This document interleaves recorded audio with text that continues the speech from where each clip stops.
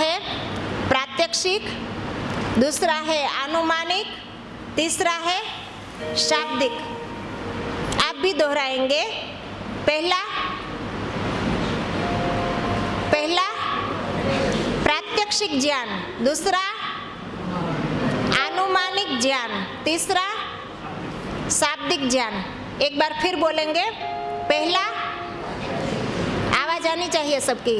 पहला प्रात्यक्षिक ज्ञान, दूसरा आनुमानिक ज्ञान, तीसरा शाब्दिक ज्ञान। ये ज्ञान के 3 प्रकार हैं।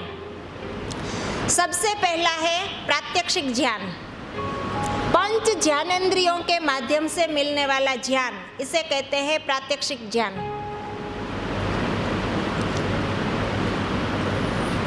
हम आंख से देखते हैं, ये क्या है? प्रात्यक्षिक ज्ञान।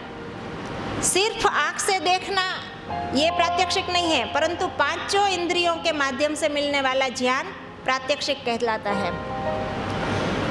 इंद्रियार्थ सन्निकर्षोत्पन्नम ज्ञानम प्रत्यक्षम। इंद्रिय का अर्थ के साथ, विषय के साथ संपर्क होता है और उसका मन के द्वारा हमें जो ज्ञान मिलता है वो है प्रात्यक्षिक ज्ञान। जैसे हम कहते हैं ना कि अजी सुनकर देखो किसकी आवाज है, तो सुनकर देखो ये प्रात्यक्षिक ज्ञान है।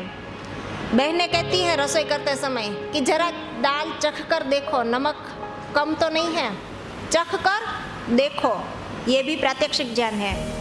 इसी प्रकार जरा सूंघ कर देखो या जरा हाथ लगा कर देखो गर्म है या ठंडा, तो ये पांचों इंद्रियों के माध्यम से उत्पन्न होने वाला ज्ञान प्रात्यक्षिक कहता है।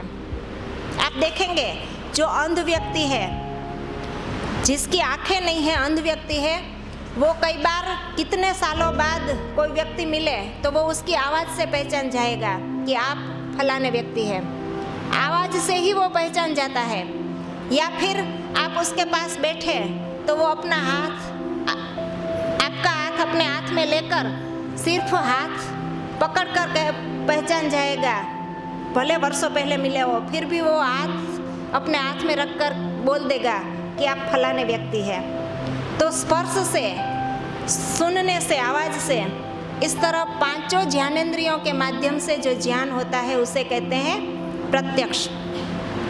दूसरा है आनुमानिक ज्ञान,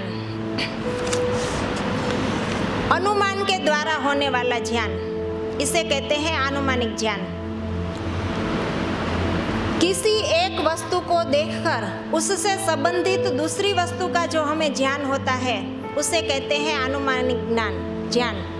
लिंग को देखकर लिंग का ज्ञान होना।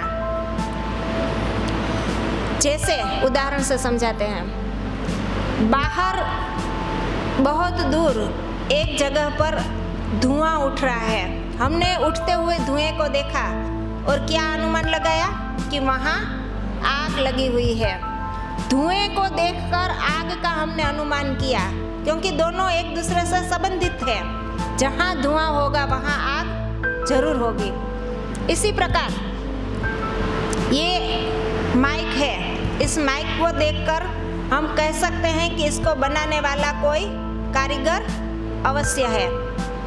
पुत्र को देखकर उसके पिता का अनुमान लगा सकते हैं कि इसका पिता अवश्य होगा। इसी तरह ये पृथ्वी, ये सृष्टि चल रही है, तो इसको नियमित तरह से चलाने वाला कोई नियंता अवश्य है, ये हमें अनुमान होता है।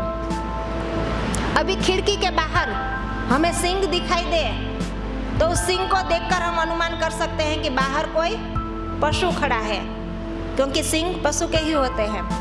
तो इस प्रकार से अनुमान ज्ञान। और तीसरा है शाब्दिक ज्ञान, शब्दों के माध्यम से होने वाला ज्ञान, उसे शाब्दिक ज्ञान कहते हैं। आप्तोपदेशः शब्दः, आप्त पुरुष जो उपदेश करते हैं वो है शब्द।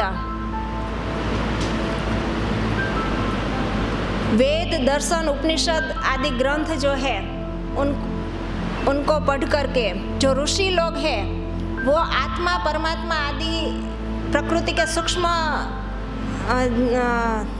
है, सूक्ष्म सत्वरजतम आदि, इनका वो प्रत्यक्ष करते हैं और फिर हमें उपदेश देते हैं। तो ये है शाब्दिक ज्ञान। जैसे वैज्ञानिक लोग होते हैं वो प्रकृति का प्रत्यक्ष करते हैं और हमें फिर उपदेश देते हैं। तो ऋषि मुनि लोग आत्मा परमात्मा का प्रत्यक्ष करते हैं और हमें ज्ञान देते हैं, उपदेश देते हैं। तो ये जितने भी वेद दर्शन उपनिषद ऋषिकृत ग्रंथ है, ये सब शब्द प्रमाण है, आप्तोपदेश है।